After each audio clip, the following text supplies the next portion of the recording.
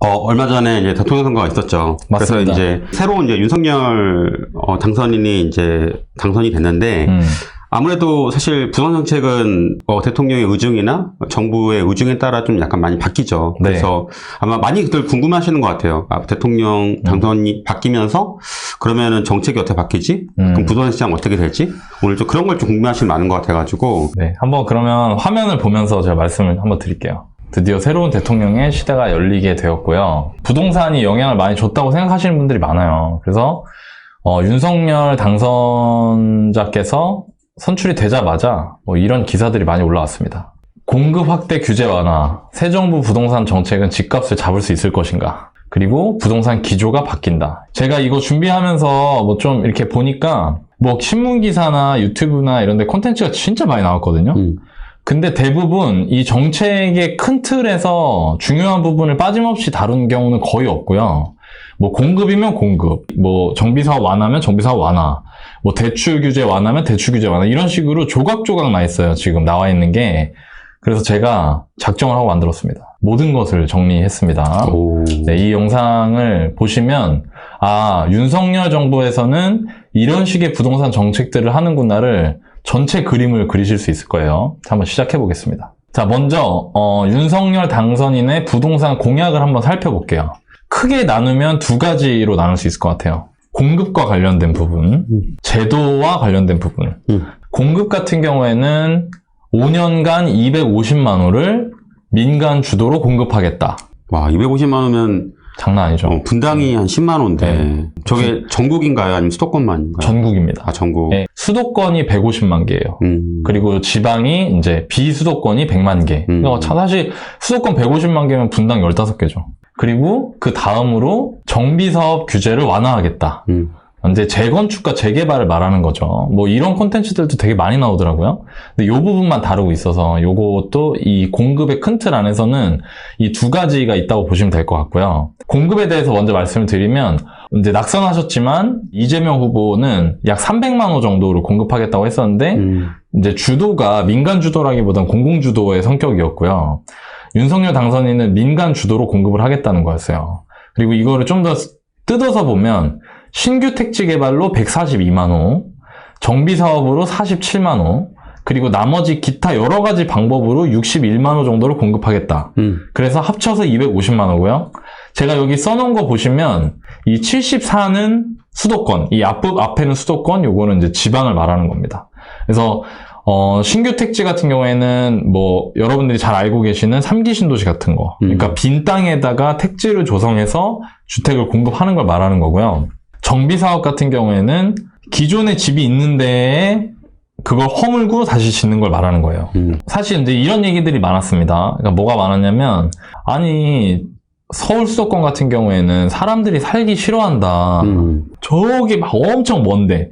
그런데다가 택지 조성해가지고 신도시 개발한다고 해서 사람들이 좋아하지 않는다. 너무 멀다. 그렇기 때문에 도심에 주택 공급을 해야 되는데 도심에 주택 공급을 하려면 문제가 이미 집이 있다는 거죠. 그렇죠. 그러니까 이해관계가 복잡했고 그 이해관계를 적극적으로 풀어주는 노력을 사실 기존 정부에서는 조금 조심했던 게 사실이에요. 왜냐하면 그게 집값을 자극한다거나 이런 부분들이 있었기 때문에. 맞아요. 근데 그게 이제 정비사업인데 그거를 풀어주겠다는 거죠.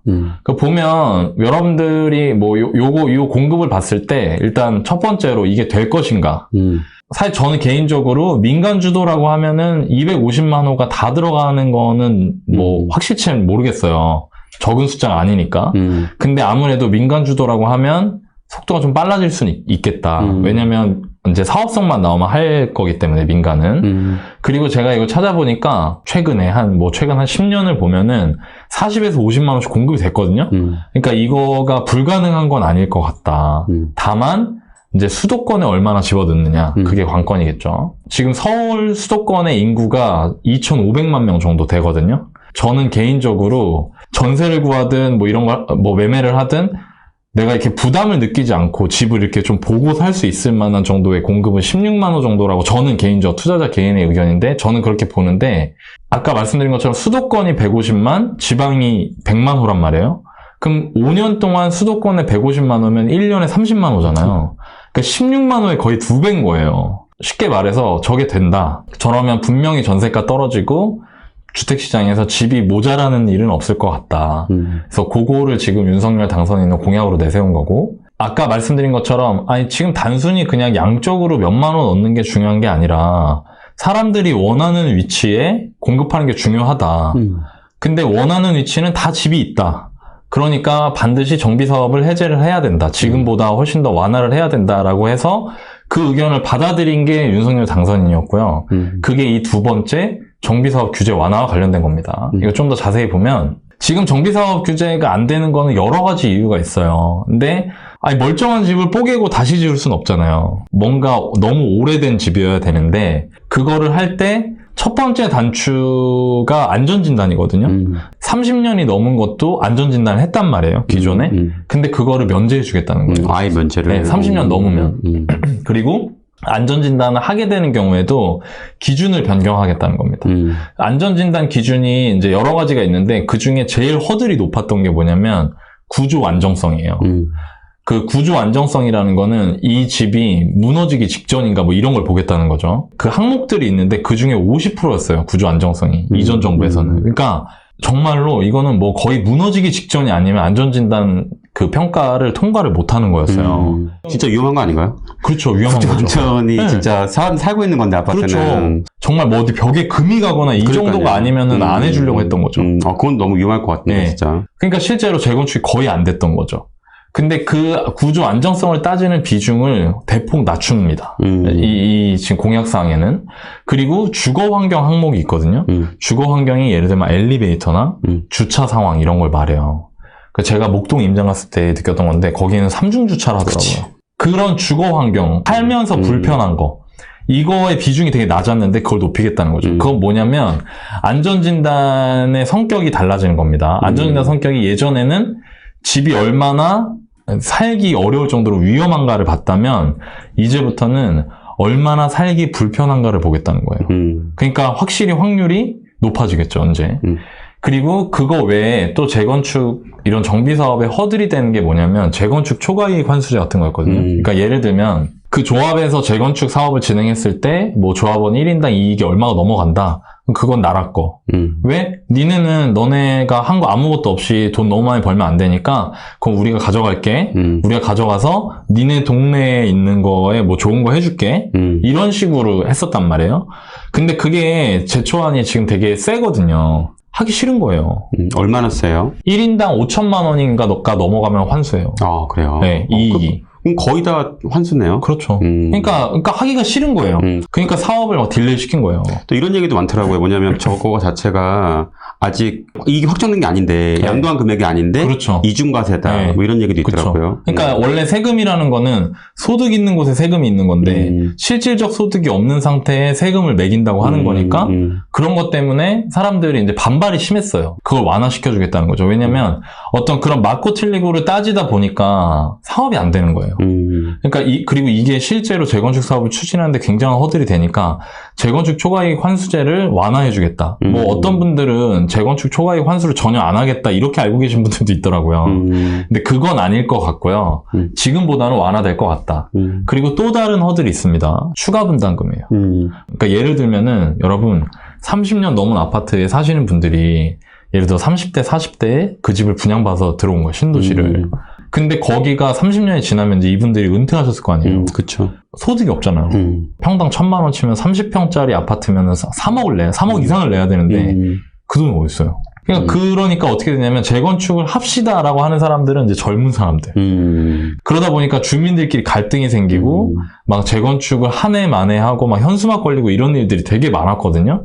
그것 때문에 이 사업이 진행되지 않는 부분들을 완화하기 위해서 그런 분담금 납부를 이혼을 시켜주겠다는 거죠. 이제 나중으로. 제가 보기에 이거는 실제로 이걸 어떤 분이 설계하셨는지는 제가 조금 이따 말씀드릴 건데 지금 현재 재건축 시장에서 속도가 더딘 원인을 저는 정확하게 알고 계시다고 생각해요, 이분이. 근데 반면에 또 저렇게 되면은 저 재건축이나 재개발 쪽에 집을 가지고 있는 사람들이 네. 너무 과도하게 다 이익을 다 가지는 거 아닐까요? 그러니까 그런 부분에 대해서는 제도적 보완을 하겠다고 말씀을 하셨으니까. 근데 다만 좀 이따 제가 이제 말씀드릴 게 일기 신도시 정비 사업인데 일기 신도시뿐만 아니라 오래된 아파트들 지금 우리나라에 30년 이상 된 아파트 비중이 상당히 높아요.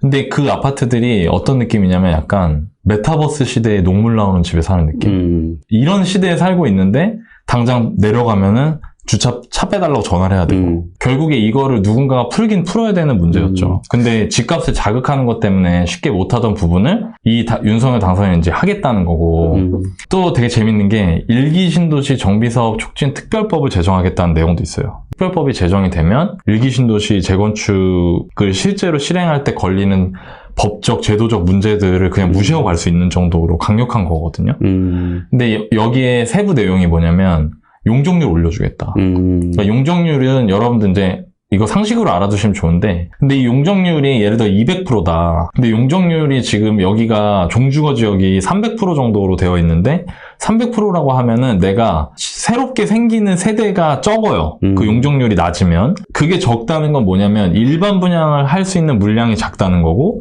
일반 분양을 할 수 있는 물량이 작다는 거는 사업성이 떨어진다는 거죠. 왜냐면 집을 허물고 새로 짓는데 비용이 필요한데 조합원들이 그 비용을 감당해야 되는 게 그만큼 늘어나니까. 근데 그 용적률을 높여준다면 일반 분양 물량이 늘어나고 일반 분양을 받는 사람들의 분양가를 가지고 그 사업성이 확대되는 거기 때문에 그거를 늘려주겠다는 게 있어요. 첫 번째. 그럼 이렇게 재건축 재개발을 했을 때 문제가 뭐냐면 아까 너반이 얘기하신 그런 이익이 그 사람들한테 다 가는 것도 있지만 거기에 집주인만 사는 게 아니잖아요. 그럼 임차인분들이 소위 말해서 그냥 쫓겨나는 꼴이 될 수도 있다. 그럴 수 있죠. 네. 그래서 그런 문제들에 대해서 수용한 게 뭐냐면 거기에서 살고 있는 임차인들한테 청약 우선권을 주겠다. 네. 그러니까 그런 제도적 보완들을 지금 이제 얘기를 하고 계세요. 그거는 사실 다 저런 부분들이 대부분 다 이제 집주인을 위한 건데, 그쵸. 그거는 거기 사는 분들께도 그렇죠. 도움이 되는 부분이에요. 네. 다만 저는 그런 생각도 좀 들더라고요. 만약에 이거 진짜 본격화되면 뭐 이게 맞다 틀리다보다 우리는 이거 활용하는 게 중요하니까 이 방송 보시는 분들 중에 만약에 이게 진짜 급물살을 타면서 속도가 막 진행이 될 것 같다. 그러면 일기 신도시의 전세 같은 거 어차피 내가 청약을 노리고 있다면 전세 같은 거 보시는 것도 괜찮지 않을까. 왜냐면 일기 신도시 인프라가 완벽하기 때문에 집이 이제 낡은 게 단점이라서 그런 부분도 좀 미리 공부를 해놓으시면 도움이 될 것 같아요. 네. 만약에 저게 확정된 부분이 있으면 나중에 청약을 노리시는 분들은 좀 빨리 할 수 있겠네요. 그렇죠. 왜냐하면 또 이제 그게 또 하남처럼 또 몰려버리면 그렇죠. 갑자기 전세값이나 과천이나 막 되게 많이 올라갈 수 올라가잖아요. 있으니까. 예. 그러니까 요거는 여러분들이 관심 있으신 분들은 지금 무주택인데 내가 청약 같은 관심이 있다.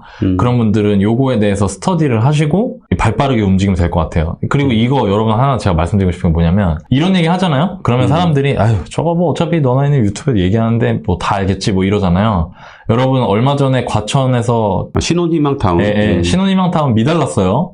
그거 사람들이 알면서도 어차피 난 안 되겠지 하고 실행 안 하면 안 되는 거니까 이런 부분들은 조금 공부를 미리 해두시면 좋을 것 같습니다. 자, 그래서 공급 사이드는 일단 설명을 간략하게 드렸고 이제 제도에 대한 부분을 말씀을 드릴게요. 제도는 첫 번째로는 세부담을 완화하겠다는 게 있습니다. 이제 부동산 관련된 세제가 너무 징벌적이기 때문에 이 부분을 완화하겠다는 게 주요 공약이었고요. 두 번째로 요게 내 집 마련 지원과 관련된 부분이 있습니다. 그리고 부동산 시장은 매매 시장 외에 임대 시장이라는 또 하나의 축이 있잖아요. 근데 임대 시장이 지금 뭐 전세 임대차법 하고 나서 폭등했고, 그러니까 이런 임대 시장도 안정화시켜야 된다. 그래서 임대 시장 안정화에 대한 정책도 있습니다. 그리고 또 이제 자잘한 기타 사항이 있어요. 제가 요거를 좀 하나씩 정리해 보겠습니다. 세부담 완화는 뭐냐면 여러분들이 부동산을 보실 때 부동산과 관련된 세금을 이렇게 구조화해서 이해하시면 좋아요. 첫 번째, 살 때 낸다. 두 번째, 가지고 있는 동안 낸다. 세 번째, 팔 때 낸다. 부동산과 관련해서 거래를 트면 그때부터 세금이 시작되는 겁니다. 근데 그때 당시에 세금이 어떻게 구성이 되어 있냐면 취득할 때는 취득록세 내요. 보유할 때는 재산세, 종부세를 내고 팔 때는 양도세를 냅니다. 이 세금들이 있는데 이거를 이렇게 바꾸시겠대요. 취득세에 대해서는 지금 현재는 내가 무주택자인데 1주택을 마련한다라고 하면 제일 저가주택 기준으로는 1% 정도를 내요. 취득세 1%, 등록세, 취득세의 10%인 0.1%. 그래서 1.1%를 내고 내가 거래하는 주택가액이 높아지면 높아질수록 그 비율도 올라갑니다. 근데 이거를 처음 집을 사는 우리 그 젊은 세대들한테는 안 받겠다는 거예요. 집값이 너무 많이 오르니까 취득세율이 가만히 있는데도 그 취득세 부담이 옛날 집값 2배 오르면 2배 오르는 거죠. 그렇죠. 근데 이게 우리 뭐 취득세로 막 2천, 3천 낸다는 게 이게 장난이 아니잖아요. 그렇죠. 그러니까 그런 걸 감면해 주겠다는 겁니다. 그리고 지금 2주택 그다음에 3주택 이상자에 대해서는 취득세 최고 그러니까 13.2%까지 내거든요. 그러니까 이런 부분들도 이제 보완을 해보겠다. 요건 재검토를 하겠다. 이런 입장이고요. 보유 같은 경우에는 그럼 재산세, 종부세 두 개가 있어요. 근데 이게 얘기가 많았습니다. 재산세도 내고 종부세도 내고 근데 성격은 둘 다 보유세예요. 그러니까 이건 뭐냐면 야 이거 세금을 왜 이중으로 걷어?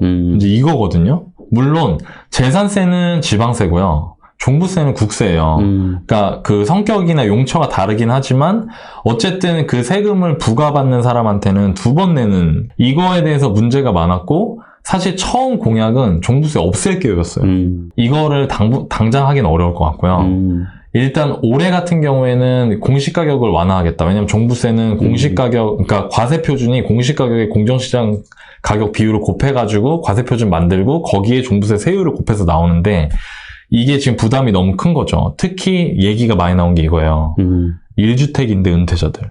그러니까 내가 지금 집 하나밖에 없는데 내가 예를 들어 마포에 그냥 계속 살았어요. 근데 집 하나밖에 없어. 그리고 은퇴해서 내 소득이 마땅치가 않아요. 자식들한테 용돈 받고 이거 연금 받고 이거밖에 없어요. 근데 종부세가 막 맞아요. 그러니까, 네, 200 내던 게 400 되는 거예요. 내가 이제 은퇴했는데 그러니까. 사실 그 돈이 부담이죠. 근데 여기다가 이제 막 이런 얘기들이 나오니까 아 그럼 세금 낼 돈 없으면 집 파시든가요. 막 이런 소리가 나오니까 그분들 입장에서는 진짜 열받는 거죠. 그러니까 이게 사실 사람 입장은 다를 것 같아요. 입장마다 다르죠. 네, 왜냐하면 내가 그렇게 안 내는 사람들은 그렇죠. 아니 부자니까 그럴 수 있지라고 네. 하지만 또 만약에 이제 내가 아예 소득이 없는 상태인데 집을 만약에 뭐 그거를 종부세를 뭐 500만 원, 1000만 원 나왔다. 네. 근데 그거를 만약에 너 이거 낼 능력 없으면 그냥 팔아라고 네. 말하는 거는 아니, 내 생활 터전인데.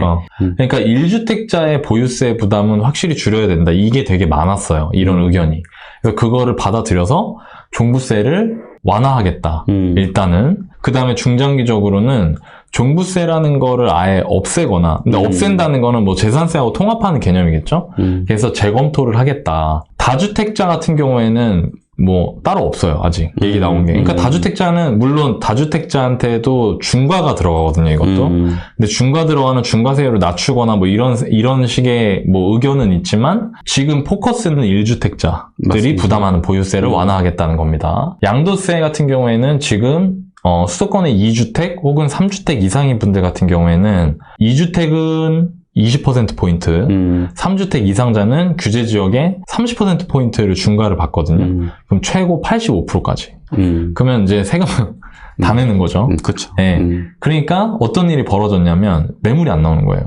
네. 매물이 안 나오다 보니까 가격이 잘 안 잡히는 거죠. 네. 그리고 한 건, 두 건의 거래로 신고가로 가격이 올라가고. 나임 얘기는 이제 매물이 안 나오니까 부동산은 네. 수요와 공급에 따라 이루어지는데 사실은 내가 이걸 팔게 되면 82.5%의 양도세를 내고 팔기엔 좀 애매하니까 네. 그쵸. 그러니까 이거를 안 팔고 그냥 내가 보유세 내면서 기다리겠다라고 네. 하는 거고 예를 들어 내가 뭐 직장이나 네. 아니 학교나 때문에 사고 싶은 수요는 있는데 파는 공급이 없으니까 네. 그동안 매물이 안 나와서 네. 그 매물 나오게 하는 차원에서 이제 양도세를 중과에 유예하겠다 그 얘기인 거죠. 그렇죠. 그리고 이거는 민주당에서도 이런 비슷한 공약들을 했었어요. 그래서 뭐 물론 이제 시긴 다르지만 그래서 2년 동안 양도세 중과를 유예해 줄 테니까 파실 분들 파세요라는 기회를 드리겠다는 겁니다. 그래서 그렇게 해서 매물 출회를 유도하겠다. 근데 이게 이렇게까지 딱 보면은, 이거 진짜 이거 되면은 뭐 취득세도 싸지고, 막 종부세도 없어지고, 막 이렇게 되는 거 아니야 라고 생각할 수 있지만, 저는 사실 위쪽에 있는 공급보다 이게 더 어려울 수도 있겠다는 생각도 들어요. 왜요? 이거는 세법을 바꿔야 되거든요. 근데 세법이라는 거는 국회에서 바꿔야 돼요.